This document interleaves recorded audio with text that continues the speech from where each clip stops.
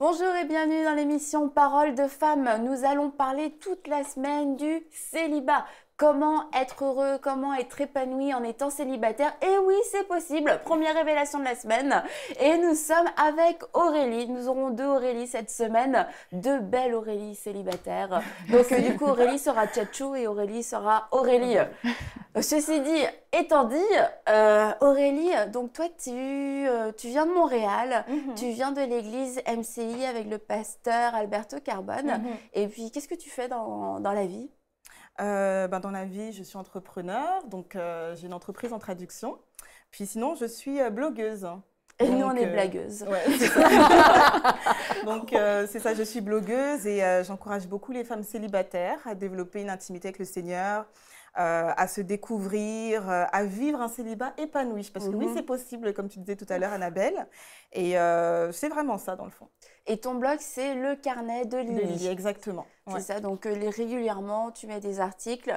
Et que sur le célibat ou un peu sur autre chose aussi? Non, un petit peu, je dirais, sur la relation avec Dieu en général. Il y a aussi des hommes qui me lisent. Et il m'est arrivé de faire des articles pour les hommes aussi. Donc, bon, c'est ça. Vraiment sur tout. Ok, Tout ce qui concerne la relation avec le Seigneur, de vraiment exhorter, encourager les personnes. C'est vraiment ce que je fais. C'est une passion. Super. Vraiment. Excellent. Bon, on va commencer en parlant de la solitude aujourd'hui parce que finalement, quand on parle du célibat, quelquefois, c'est rattaché à la solitude comme si le célibat était forcément un synonyme de souffrance, d'être seul, qu'on se sent juste comme à moitié vivant parce qu'on n'a pas encore trouvé l'âme sœur. Mais toi, en tant que célibataire, est-ce que tu peux dire que tu souffres de la solitude ou est-ce que tu as déjà souffert de la solitude? Honnêtement, oui, il y a quelques années. Oui, je suis passée par un moment où je me questionnais beaucoup et il y a quelques années, j'étais pressée de me marier. Mais là, présentement, pas du tout parce que c'est quelque chose que Dieu a vraiment fait l'œuvre à l'intérieur de moi. Et je suis tellement épanouie, je suis tellement occupée à faire l'œuvre de Dieu, donc je le sens vraiment pas du tout. Et c'est vrai que la solitude, je dirais que c'est plus un état d'esprit, honnêtement. C'est plus un état d'esprit, que tu sois marié ou célibataire, tu peux te sentir seul, parce que c'est vraiment dans l'âme, dans le fond. Et c'est quelque chose que, moi je dis souvent en fait, que quand tu te sens seul, c'est vraiment une indication que tu dois passer plus de temps dans la présence de Dieu aussi, ou faire des activités, sortir un petit peu de chez toi. Donc non, je trouve que c'est très faisable. Et tu disais, il y a des gens qui se sentent seuls, même en étant dans le mariage, même en étant accompagnés. Ce qui nous montre, oui, que c'est réellement un état d'esprit. Oui, exactement, c'est un état d'esprit. Ça fait partie des grands défis de la vie de femme et c'est pas relié simplement au célibat. Hein. On a des femmes mariées qui sont dans une profonde solitude, des femmes, des mères de familles nombreuses qui sont dans une parfaite solitude quasiment 365 jours l'année. Donc c'est absolument pas lié à l'état effectif de la personne. Hein. Est-ce que oui ou non elle vit seule ou avec quelqu'un d'autre? La solitude, c'est vraiment une mentalité, hein, c'est plus qu'un sentiment, c'est vraiment un état d'esprit dans lequel on va, j'allais dire, s'enferrer, parce que oui, je pense que c'est quelque chose qui est très nocif, hein, pour la vie. C'est pas quelque chose de naturel. Dieu nous a pas fait pour être seuls. Et quand la vie fait qu'on n'est pas accompagné, on n'est pas obligé d'avoir ce sentiment de solitude qui vient nous freiner, nous blesser.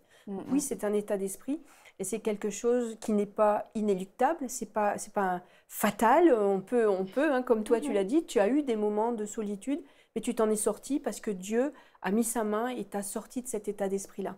Donc c'est vraiment quelque chose qu'on peut changer.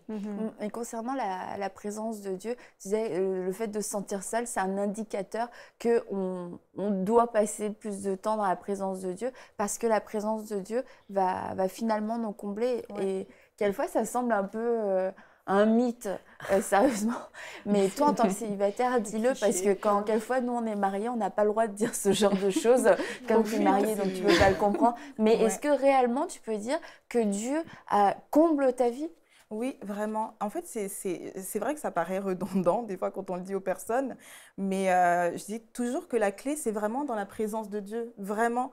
Parce que même souvent, les autres, ils peuvent être là, on peut faire des activités, Mais quand je rentre chez moi le soir, si je souffre de solitude, je vais me sentir seule quand même. Donc c'est vraiment, oui, on peut le ressentir, mais c'est vraiment à ce moment-là d'aller dans la présence de Dieu, la louange. Tout. En fait, le Seigneur vient vraiment nous remplir. Et tu vas voir qu'à un moment donné, en tout cas, après avoir passé du temps avec le Seigneur, tu oublies, ta perspective, elle change en fait. Quand le Seigneur, il entre en jeu, ta perspective, elle change complètement sur toi-même. Ouais, vraiment. T'es pas toujours dans l'attente d'avoir un mari pour être comblé, d'avoir un mari pour ne plus te sentir ça. Et j'aimerais lire dans ces psaumes, psaume 144, 15, « Heureux le peuple comblé de ses bienfaits, heureux le peuple dont l'Éternel est le Dieu. » Et je trouvais que ce verset-là était super beau. C'est heureux le peuple qui est comblé par Dieu, qui est rempli, à qui ne manque rien. Et ça ne dit pas heureux ceux qui sont mariés, heureux ceux qui ont trouvé un mari, ceux qui ont trouvé une femme, c'est heureux le peuple de Dieu. Donc, ce qui veut dire, c'est pas juste une fable ou un discours religieux ou un peu utopique. Ça paraît cliché. J'ai Jésus dans mon cœur, je suis comblée. C'est vraiment ce qu'il veut faire dans nos vies. Et toi, tu l'as expérimenté. Exactement. Et honnêtement, je pense que les gens doivent vraiment réaliser, surtout les femmes, que c'est le Seigneur qui nous comble. Le bonheur, et je pense que quand Dieu nous a créés, notre bonheur, c'est vraiment Jésus, en fait, sincèrement. C'est pas un homme ou une femme ou quoi que ce soit. C'est vrai que les relations, ça vient agrémenter, c'est un plus.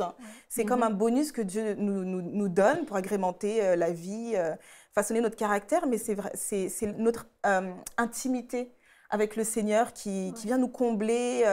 Toi, marié ou célibataire, c'est vraiment ça. Tu vois, sans intimité avec le Seigneur, on risque d'avoir des relations qui vont venir agrémenter de manière assez pimentée la vie. Et attends, j'ai perdu ma phrase avec mon petit piment. Oui, c'est qu'un homme, une femme ne peut pas venir combler. Et c'est même dangereux, finalement, ça démontre une mauvaise attente par rapport à un homme ou une femme que d'avoir autant d'attentes. C'est ça, de se dire qu'un mari va venir combler tout le vide de ma vie. C'est beaucoup de pression pour le mari. Je me dis, si on n'apprend pas l'intimité avec Dieu quand on est seul, quand on va être marié, on n'aura pas eu plus cette compréhension. Et notre mari, si on est une femme, ou notre époux, si on est un homme célibataire, ne saura pas venir combler parce que c'est utopique de croire que quelqu'un est utopique. C'est utopique de croire que quelqu'un est responsable de combler le vide. Il y a vraiment... Et ce n'est pas un cliché, c'est ça. On doit connaître l'intimité avec Dieu avant d'être quelquefois même... j'ai parfois remarqué qu'on considère la présence de Dieu dans notre vie, ou comme tu dis, d'approfondir notre vie spirituelle un peu comme une béquille, en disant, bon, j'ai pas le reste, donc je vais me réfugier là-dedans. Comme un pis-aller, hein, c'est vrai. Mais non, c'est un privilège. Absolument. C'est un grand privilège. Et c'est certainement pas un plan B. Hein. C'est, j'ai pas de mari, donc je vais me réfugier dans la prière. C'est pas un plan B, c'est un plan A pour tout le monde, célibataire ou pas. Exactement. Et le vide qui est dans notre cœur, comme on vient de le dire, il sera jamais comblé par quoi que ce soit. Ni un enfant, ni un mari, ni des amis en quantité. C'est pas ça qui va combler le vide, c'est la présence de Dieu, parce qu'on est tous faits, tous, vieux, jeunes, mari, femme, tout le monde. On est tous faits pour que la présence de Dieu soit en nous. Exactement. Et le moindre manque, qu'on soit femme célibataire, homme sans enfant, enfant qui handicapé, je ne sais pas, quelqu'un qui a un manque, ça ne sera jamais comblé par ce manque, le comblement de ce manque apparent, mais par la présence de Dieu. Donc non, Dieu n'est pas un plan B, c'est le plan A pour tout le monde. Et si on peut même renchérir, c'est que j'aime trop cette phrase, Christ est la vie recherchée de notre âme. Ça veut dire qu'il n'y a rien sur la terre qui peut nous apporter ce que Jésus va nous apporter. Combien de fois on a vu des personnes qui étaient mariées, des personnes qui ont plein de choses, qui ont de l'argent, qui ont des gens autour d'eux, qui ont même des sujets. Combien de fois on a vu ces personnes-là, des personnes...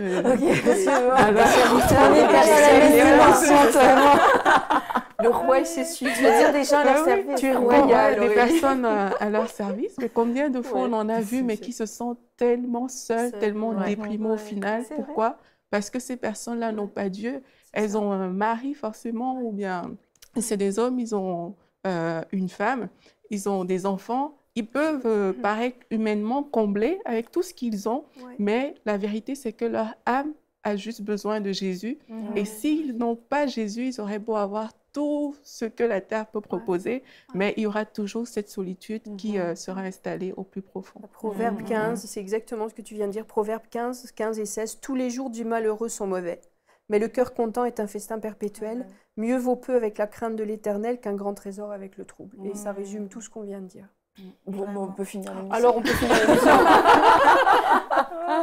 Mais la solitude, en plus, quand elle grandit, puis qu'on s'enferre. On s'enferre, oui. On s'enferre dans la solitude. Ça devient vraiment dangereux parce qu'on peut tomber dans toutes sortes de choses, l'apitoiement, s'énerver contre Dieu et tout ça. Ah ouais. Donc, vraiment. Ouais, non, c'est sûr que... Mais t'as vécu ça, toi, Aurélie? Beaucoup de frustration Non, pas vraiment. Je dirais peut-être au niveau de mes relations. Mais ça, c'était vraiment autre chose. Mais non, pas nécessairement. Mais c'est sûr que quand tu es restée longtemps toute seule, à un moment donné, tu peux sentir de la frustration contre Dieu. Tu peux te dire, Seigneur, soit tu m'as oublié, ou alors, regarde, celle à côté, elle... Ou des fois aussi, on rentre dans la comparaison beaucoup. C'est comme, moi, je sers le Seigneur. Donc, on pense que le mariage, c'est comme un... comment je pourrais dire ça? C'est comme un cadeau parce que tu as servi le Seigneur et c'est pas nécessairement ça, c'est ça. Donc, une récompense. Exactement, une récompense. Et ça peut amener beaucoup de frustration, beaucoup de colère parce qu'on se dit que le Seigneur nous empêche d'avoir quelque chose, il nous enlève quelque chose, il nous prive et on agit comme des enfants gâtés, etc. Mais c'est sûr que c'est pas nécessairement la solution. Il ne faut pas que la solitude vienne devenir une occasion de chute, une occasion de nous éloigner du Seigneur, de son amour. Dans le fond, c'est vraiment ça. Et quand on se sent privé de quelque chose, c'est à ce moment-là qu'on en ressent d'autant plus le manque, que ça devient une souffrance. Et si on voit le mariage comme quelque chose, comme tu l'as dit, comme si on en était privé, que c'est un dû, que je devrais l'avoir, que je ne l'ai pas, c'est sûr que ça devient une souffrance, ça devient une injustice. Alors, si tu es dans une autre attitude, je ne suis pas encore dans le mariage, c'est tout, ça s'arrête là. Donc, je ne vais pas souffrir de mon état. Mais on parlait de contentement là dans ce verset de Proverbe 15, et on en a déjà parlé dans d'autres émissions, de cultiver l'action de grâce.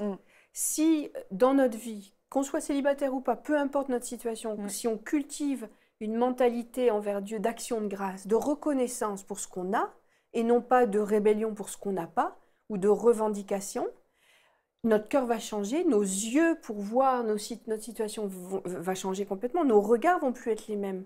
Et si on retourne à la base, est-ce que j'ai vraiment un cœur qui est rempli d'action de grâce? Est-ce que je prends soin de voir tout ce que Dieu me donne et être reconnaissant pour ce que Dieu me donne?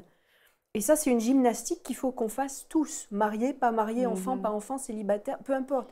Il faut que tout le monde rentre vraiment dans cette mentalité de l'action de grâce. Parce que là, il y a beaucoup de choses qui vont s'estomper, hein. La frustration d'être seule, la comparaison avec les autres, pourquoi elle et pas moi, alors que elle, regarde, elle te désobéit, mais moi, Seigneur, je te sers, regarde comme je suis une bonne fille. Non mais, ou elle est moche, regarde, il n'y a que les poux qui se marient, mais moi... Non mais j'ai déjà entendu ça. Vous découvrirez sous un autre jour. Je me souviens, en tout cas, je connaissais une femme qui a été longtemps célibataire, qui s'est mariée vraiment très tard, et qui disait souvent, mais je comprends pas, moi je suis quand même pas moche, mais regarde, toutes les moches se marient. Je dis non, c'est pas vrai, c'est pas lié à ça. Mais je l'ai entendu, c'est pour ça que je le dis avec humour, mais je l'ai entendu malheureusement. Et c'est ça, donc cultiver cette mentalité d'action de grâce, et nos regards vont changer, et on va arracher à la racine tout ce qui pourrait nous amener à de la rébellion, parce qu'il ne faut pas se leurrer, l'ennemi tricote avec tout ça. Il tricote. Et s'il voit qu'il y a une faiblesse de ce côté-là et un début, là, un embryon de mécontentement parce qu'on est célibataire, ou chez une femme qui n'a pas d'enfant, un embryon de mécontentement parce qu'elle n'a pas d'enfant, il va tricoter là-dessus, il va capitaliser là-dessus. Et il va se servir de cette faiblesse-là pour nous entasser encore de plus et nous pousser à la désobéissance envers Dieu.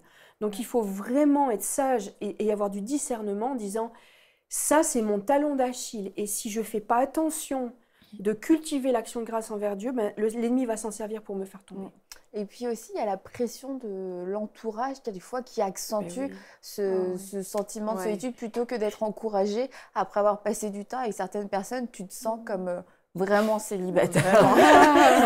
Ça me dérangeait pas, mais d'un seul coup, je viens de me dire que c'est horrible d'être célibataire. Ouais. Donc finalement, je suis malheureux dans mon état de célibataire. Et cette pression-là peut même conduire des gens à faire des choix dans le compromis ou des choix précipités. Ouais.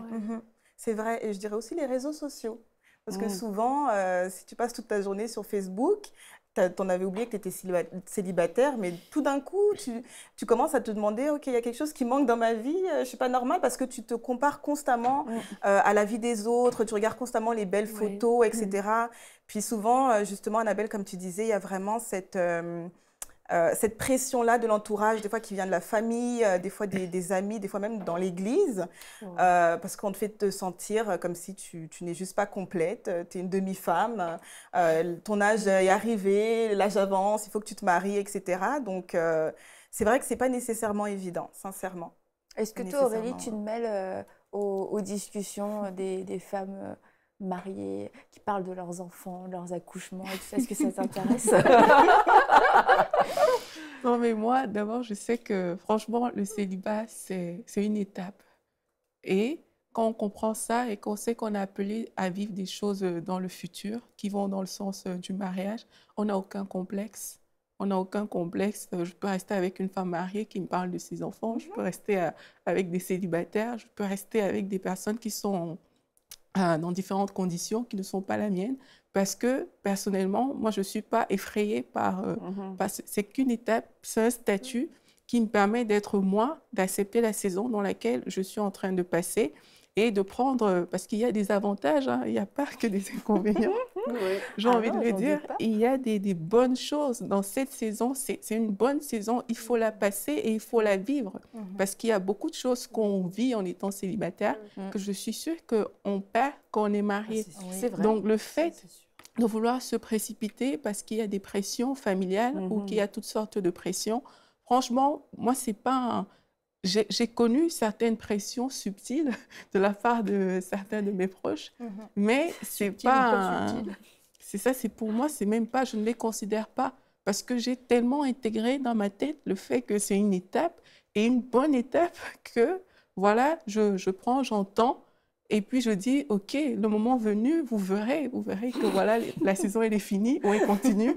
Dans tous les cas, ça va se savoir. Est-ce que ces pressions tchatchou viennent d'Annabelle? Parfois. Merci peu. Bref, passons. Je vais parler à l'autre Aurélie. C'est vrai ce que Aurélie 2 vient de dire et tout, parce que souvent, en tant que célibataire, on est tellement pressé d'entrer dans le mariage, mais il y a des gens mariés qui aimeraient être célibataires. Oui, c'est vraiment ça. Et souvent, on oublie qu'on a, par exemple, une liberté. On a une certaine liberté, on peut faire certaines choses sans avoir de compte à rendre à personne, entre guillemets. Je peux me réveiller demain et puis prendre un billet d'avion et voyager. J'ai pas de compte à rendre nécessairement. C'est vraiment une saison de liberté, en fait. Et souvent, on ne voit pas ça comme ça. On idéalise tellement le mariage, on veut tellement rentrer là-dedans qu'on en oublie tous les bienfaits, comme Aurélie disait, de cette saison-là. Mais il y a même, j'ai déjà rencontré des célibataires qui disaient, bah, moi j'attends, tu parles de voyage, j'attends d'être mariée pour pouvoir voyager, pour pouvoir faire une telle Vraiment. Mais tous les projets sont comme remis après le mariage. Tout est sur pause. Ouais, tout est sur pause. C'est comme, je veux rien faire parce que je vais me marier, puis quand je serai mariée, je vais le faire. Mais est-ce que toi, t'attends d'être mariée pour faire tout ça? Ah non, moi, je me donne à fond. Mais il y a une saison, par exemple, et je comprends tout à fait parce qu'il y avait une saison de mon célibat où je mettais tout sur pause. Et souvent, nous, les femmes, on fait cette erreur-là parce qu'on dirait que je me disais, c'est quand je vais te marier que ça va décoller. Je voyais vraiment le mariage d'une façon tellement idéaliste. C'était incroyable. Donc, je mettais tout sur pause et il a fallu que le Seigneur me révèle vraiment qui j'étais et ce qui m'a appelé à faire, en fait. Et me dise que non, ça commence aujourd'hui, la vie, c'est aujourd'hui. Ouais, c'est pas demain, c'est pas quand je vais être mariée. Parce que le Seigneur, il a un appel pour chacune d'entre nous, qu'on soit mariée ou célibataire. Donc, en tant que femme célibataire, il veut aussi t'utiliser dans ton église, dans plusieurs choses. Là, aujourd'hui, pas quand tu seras mariée, quand tu auras des enfants. Donc, mais oui, c'est quelque chose que... Toi, tu sers dans ton église? Oui. Tu fais quoi? Je suis leader de cellules, donc on a des groupes de cellules, on appelle ça Connect. C'est ça, des MM. Et aussi, je suis dans le département, on a un département, on a un magazine interne, à l'interne. Donc, je suis vraiment dans tout ce qui est journalisme, médias, etc. Donc, ça te prend quand même du temps Oui, c'est très prenant. C'est sûr que c'est une passion pour moi, donc je le fais avec tout mon cœur, j'aime vraiment ça. Et mais oui, ça prend quand même pas mal de... Et ça, le service dans l'église, c'est quand même bien pour justement vaincre ce sentiment de solitude et éviter de rester seul chez soi. Ben oui, c'est certain. Quand on est un enfant de Dieu, on sait que l'Église devrait faire partie de notre vie. C'est une famille, c'est quelque chose d'établi par Dieu. Et justement, quand on est impliqué dans l'Église, quand on sert, ben, premièrement, on est dans le plan de Dieu. Parce que marié, pas marié, Dieu a un plan pour notre vie. Donc, on doit être dans le plan de Dieu. La volonté de Dieu, c'est de faire aujourd'hui ce que Dieu me demande de faire. Et si je suis obéissante aujourd'hui, si je fais quelque chose dans l'Église, si je fais quelque chose pour le royaume de Dieu, ben déjà là, je vais surmonter la solitude parce que, comme j'ai dit, l'Église, c'est une famille. Si on est dans l'Église, mais on est entouré, admettons, je peux servir, je peux être appelée à servir dans l'éducation des enfants, dans le groupe de louanges, les placeurs. Je veux dire, toi, tu as un super beau ministère. Et même si on est célibataire, on peut s'occuper d'un groupe aussi de célibataires, ce qui nous fait que si on est entouré, si on participe à la vie de l'Église, déjà là, on est entouré, nos temps libres, beaucoup de nos temps libres vont être combler. Et c'est pas simplement les gens qui vont nous combler, mais c'est de savoir, le fait de servir Dieu, savoir qu'on est dans sa volonté, ça, pour moi, juste cette idée-là, ça me comble. Moi, j'ai été célibataire dans l'Église, je suis venue au Seigneur, j'étais célibataire. 2 jours. Pas tout à fait, mais bon, j'étais jeune, donc moi, c'était pas le groupe de célibataires auquel je participais, c'était plutôt la jeunesse. Donc, tout dépendant de l'âge que ceux et celles qui nous regardent ont, eh bien, participer à un groupe, participer à la vie de l'Église, c'est un brise-solitude, ça nous sort de notre apitoiement aussi parce que je pense que c'est quelque chose de vraiment véhiculé, de vécu. Je m'apitoie, je suis pas rendue, je suis pas arrivée encore, je suis pas mariée, comme si le but ultime de la vie, c'était d'être mariée. Je veux dire, tu as parlé de saison tantôt, Aurélie. Je veux dire quelque chose qui sonne un peu quétaine, mais c'est pas un désert d'être célibataire, c'est un printemps. Je veux dire, il y a le printemps, je veux dire, il y a des bourgeons, il y a quelque chose qui se mûrit. Durant le célibat, peu importe quelle saison, Dieu travaille notre caractère. Donc, quand on sert dans l'Église, Dieu forme notre caractère, on apprend à travailler avec toutes sortes de monde. Et ça, juste ça, ça nous prépare. Non seulement ça contre la solitude, mais ça nous prépare à vivre avec quelqu'un de différent parce que si on n'est pas habitué, si on est toujours dans notre bulle à la maison, qu'on n'est jamais confronté à d'autres personnes. Avec un petit chat. Oui, c'est ça, j'allais dire. On est là à la maison avec notre petit chat, notre petit chien ou tous nos animaux. Ben, ça ne nous forme pas trop dans notre caractère. Je pense au niveau des femmes, en tout cas les hommes, c'est peut-être un peu différent, mais au niveau des femmes, on a un instinct très développé pour prendre soin des autres. Et bon, quand on est une mère, ben, on va prendre soin de notre famille d'abord et des autres après. Mais quand on est célibataire, c'est très gratifiant de se sentir utile en déversant ce que Dieu a mis sur nos cœurs dans la vie des autres. Et cette gratification-là, elle est irremplaçable. Et quand tu parlais de sortir de l'apitoiement va venir de quoi? C'est quand on va se regarder puis dire les autres ne déversent pas dans ma vie, je suis seule.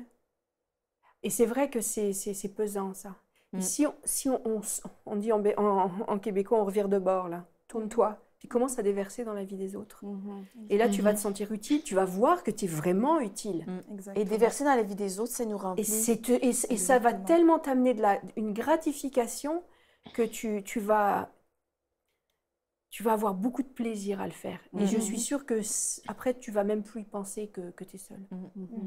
Alors, c'est sûr que, bon, oui, il peut y avoir des moments, comme tu disais, tu en as vécu des moments de solitude. C'est légitime, c'est normal, mais il ne faut pas rester dedans. Et quand on déverse dans la vie des autres, de toute façon, qui qu'on soit, quel âge qu'on soit, déverser dans la vie des autres, c'est extrêmement gratifiant. Ça, c'est clair. Ça, c'est sûr. Et tu parlais de développer le caractère dans différents groupes. Tu parlais des groupes de célibataires, mais même, je veux dire, on n'est pas obligé d'enfermer le célibataire dans un groupe de célibataires. Non, exactement. De participer à la vie de l'Église en général. Et c'est vrai que y a des personnes, elles sont seules, mais parce que elles développent un caractère qui pousse à les laisser seules. C'est juste mes yeux qui coulent. J'ai pas tant que cette émotion de parler de la solitude. Tu vas sortir de ta solitude. Mais c'est que c'est important de travailler notre caractère parce que si on est seul constamment et puis que personne ne vient vers nous, faut peut-être se poser la question aussi de manière humble. Est-ce que j'ai un problème? Est-ce que je fais fuir les gens? Est-ce que je sens mauvais? Est-ce que et si tu sens pas mauvais, c'est peut-être que ton caractère sent mauvais. Ouais. Est-ce que tu as un caractère qui sent mauvais, Aurélie? Ah non, pas du tout. Ah non, pas du tout. Non, mais j'imagine, plus tôt, avant l'émission, tu parlais que tu avais eu un caractère un petit peu peut-être explosif dans le passé. Ah oui, vraiment. J'imagine que participer à la vie de l'Église, ça a contribué à, je sais pas, peut-être te rendre plus aimable. Mais en fait, c'est exactement ça. Non, mais c'est exactement ça. C'est sûr que le Seigneur... C'est sûr que Dieu, il a fait l'œuvre en profondeur, la guérison, etc. Mais c'est sûr que, parce que la Bible nous dit, le fer aiguise le fer. Et l'homme s'aiguise au contact de l'homme. Et ça, je l'ai vraiment expérimenté. Quand on est au contact des autres, tous les parties, je dirais, rudes de ton caractère, elles se font vraiment polir. Mais vraiment. Et c'est quelque chose que j'ai beaucoup expérimenté au travers du service, justement, au travers avec d'autres personnes, avec des amis ou quoi que ce soit. Donc oui, c'est bénéfique de vivre avec les autres, c'est bénéfique de servir.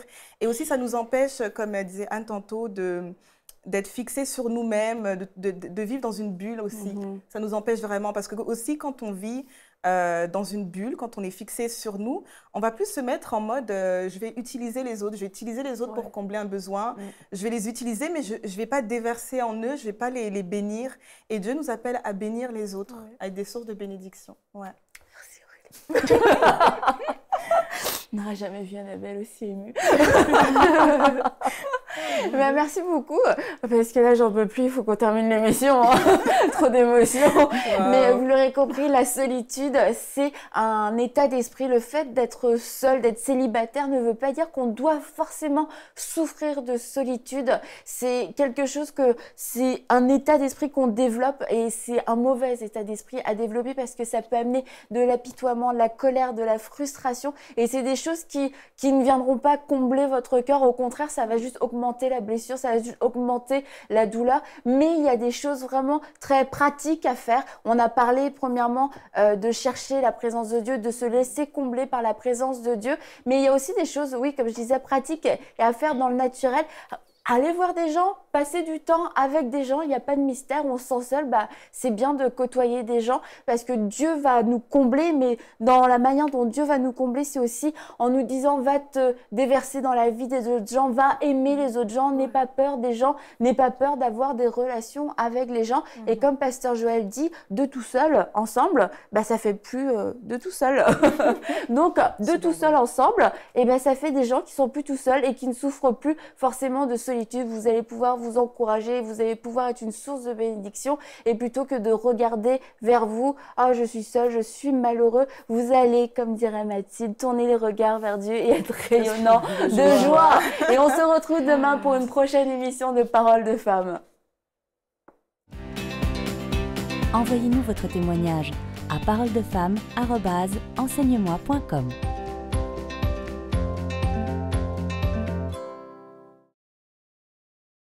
Cette émission est rendue possible grâce au précieux soutien des partenaires d'Enseigne-moi Canal International.